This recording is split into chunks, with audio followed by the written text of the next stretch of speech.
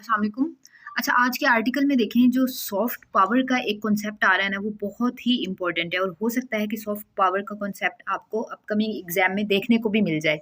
तो आज हम देखते हैं कि सॉफ्ट पावर का जो यूज़ है वो अफ़गानिस्तान में कैसे किया जा सकता है और सॉफ्ट पावर बेसिकली होती क्या है।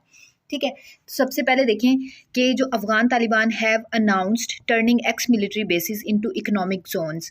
जितनी भी वहाँ पे मिलिट्री बेसिस थी जो अमेरिका के विड्रॉल के बाद, जो नेटो की फोर्सेस के विड्रॉल के बाद बची थी, तो तालिबान उनको क्या कर रहे हैं, तालिबान उनको कन्वर्ट कर रहे हैं, टर्निंग चेंज कर रहे हैं उनको इकोनॉमिक जोन्स में। तो अभी हम देखते हैं आगे, the development exhibits a change of mind among the Afghan Taliban to bring economic growth and stability to Afghanistan. तो वो कह रहे हैं ये जो चेंज है ना अफगानिस्तान के जो तालिबान है उनके माइंड सेट में, कि जितने भी इकोनॉमिक जोन बनाना है, जो भी मिलिट्री बेसिस थी, तो ये क्या शो कर रहा है, ये शो कर रहा है कि तालिबान जो है वो इकोनॉमिक ग्रोथ और स्टेबिलिटी दोनों चाहते हैं। American troops withdrawal, Chinese investment has also begun to pour into Afghanistan. Both countries signed an oil drilling agreement in January. अब वो कह रहे हैं कि जैसे ही विड्रॉल हुआ तो चाइनीज़ और अफगानिस्तान तालिबान की जो एग्रीमेंट हुआ था वो किस चीज़ पे हुआ था, ऑयल ड्रिलिंग एग्रीमेंट हुआ था। The opportunity opens up an avenue for Pakistan to win Afghanistan through stringent soft power efforts. अब ये कह रहे हैं ये जो अपॉर्चुनिटी है ना कि तालिबान रेडी हैं ट्रेड करने के लिए बाहर की कंट्रीज़ के साथ भी, तो पाकिस्तान के लिए भी ये एक अपॉर्चुनिटी बन सकती है। The relationship between Afghanistan and Pakistan has been complex and historically strained. जो रिलेशनशिप है ना अफगानिस्तान और पाकिस्तान के दरमियान में, वो जो हिस्ट्री के जो बॉर्डर इशू है जिसकी वजह से काफ़ी स्ट्रिंजेंट रहता है इन्वायरमेंट, तो उसको क्या कर सकते हैं हम। एक मिनट, यहाँ पे हमने देखा था ये है the relationship between Afghanistan and Pakistan has been. अब यहाँ पे वर्ब हैज़ क्यों आई है जबकि यहाँ पे ऐड प्लूरल नाउन हो रहे हैं। तो ये आप, मैं शॉर्ट अपलोड कर दूंगी, आप उसको लाजमी देखिएगा शॉर्ट्स में कि रिलेशनशिप के साथ हैज़ क्यों लगाया गया है। अब आगे देखते हैं, वो कह रहे हैं कि जो रिलेशनशिप है ना पाकिस्तान का वो कॉम्प्लेक्स है अफगानिस्तान के साथ। क्यों? Primarily due to border dispute, एक जो ड्यूरेड लाइन का इशू है उसकी वजह से, and differing views on regional security and terrorism. एक जो हमारे अफगानिस्तान क्लेम करता है कि पाकिस्तान ने जो बेसिस दिए थे 9/11 के बाद, उसकी वजह से टेररिज्म है। हम बोलते हैं कि अफगानिस्तान अपनी सॉइल यूज़ करने देता है जो टेररिस्ट, जो मिलिटेंट ग्रुप्स हैं उनको। तो इसकी वजह से डिफरिंग व्यूज़ है हमारे रीजनल सिक्योरिटी को लेकर, टेररिज्म को लेकर। तो इसकी वजह से क्या है, हमारे जो रिलेशनशिप है अफगानिस्तान के साथ वो कॉम्प्लेक्स है। उसके बाद देखें, both countries have accused each other of harbouring militants and have suffered from cross border terrorism. अब दोनों कंट्रीज जो है ना वो एक्यूज़ करती हैं, इल्ज़ाम लगाती हैं एक दूसरे पर। एक्यूज़ के साथ हमेशा फिक्स प्रपोजिशन ऑफ लगता है। एक्यूज्ड ऑफ हार्बरिंग, जो मिलिटेंट है ना उसकी वजह से दोनों एक दूसरे पर इल्ज़ाम लगाती हैं, और क्रॉस बॉर्डर टेररिज्म भी एक दूसरे कंट्री में देखने को मिलती है। फिर आगे देखें कि the situation if Afghanistan remained fragile and the future of the country was uncertain, the conflict and instability continued to impact the relationship between Afghanistan and Pakistan. जो conflict है ना, जो instability है वो जिसकी वजह से क्या हो रहा है, impact हो रहा है रिलेशनशिप पाकिस्तान और अफगानिस्तान का। and both countries continue to face significant challenges in term of security and terrorism.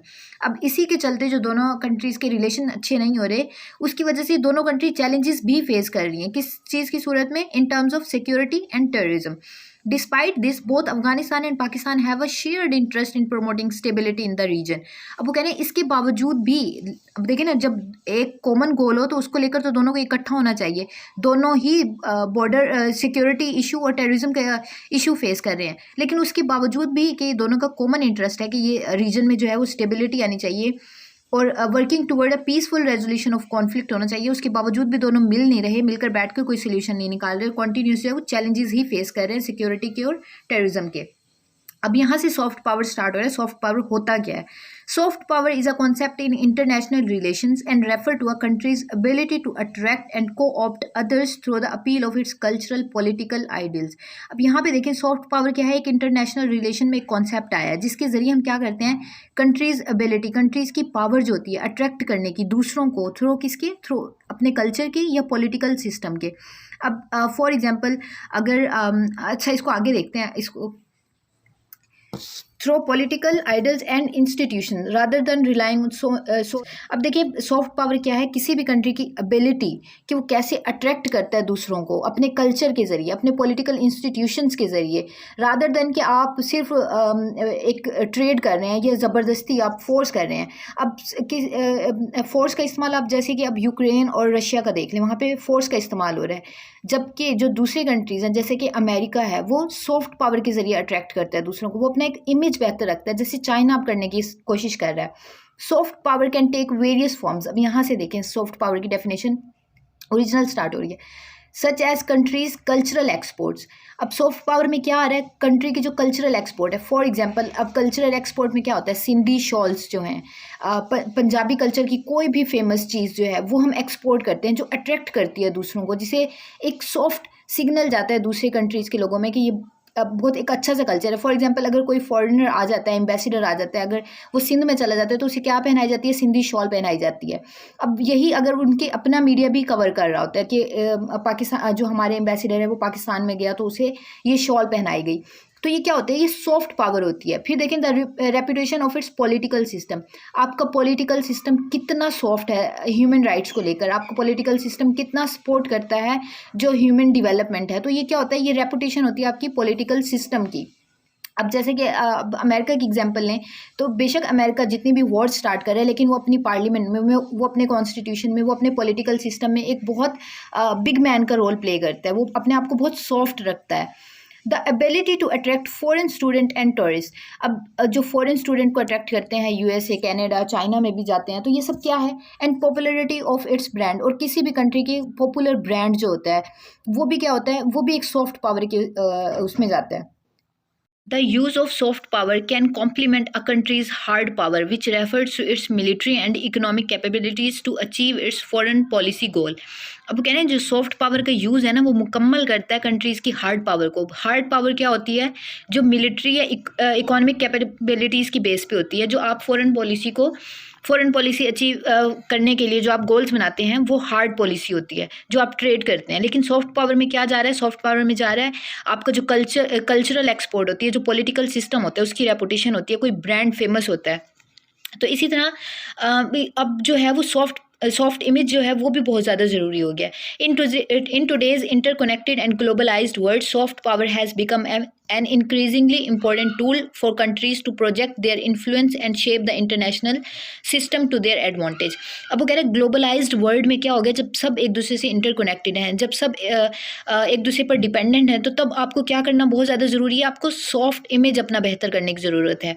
फिर उससे क्या होगा, state can utilize soft power to build healthy relationship with other countries in the following ways to include cultural diplomacy, promoting the country's cultural heritage, values and custom can help build a positive image and attract other countries to its way of life. अब ये सब चीज़ें करके soft image जो हम cultural diplomacy कर सकते हैं, हेरिटेज अपने दिखा सकते हैं, अपने फेमस प्लेसेस दिखा सकते हैं, अपने कस्टम नॉर्म्स वैल्यूज़ दिखा सकते हैं, उससे क्या होगा, एक पॉजिटिव इमेज बिल्ड होगा जो अट्रैक्ट करेगा दूसरों को भी। अब इसमें देखें एजुकेशन के लिए भी एजुकेशन का पॉइंट है, फॉरेनर को हम अट्रैक्ट कर सकते हैं अपने एजुकेशन सिस्टम के ज़रिए। उससे पहले हमें एजुकेशन सिस्टम को इम्प्रूव करना होगा। उसके बाद देखिए यहाँ पे बताया गया है मीडिया का role, media and communication, utilizing media and communication to project a positive image and promote the state's policies and achievement can help build support and attract other countries of its point of view. अब media का use करके हम positive image दिखाकर हम क्या अपनी achievement को promote कर कर हम एक सॉफ्ट इमेज बिल्ड कर सकते हैं दूसरों की नज़रों में। Attracting investment and tourism, a state can use its business and tourism potential to create positive relationship and show the world its economic strength and stability by using soft power.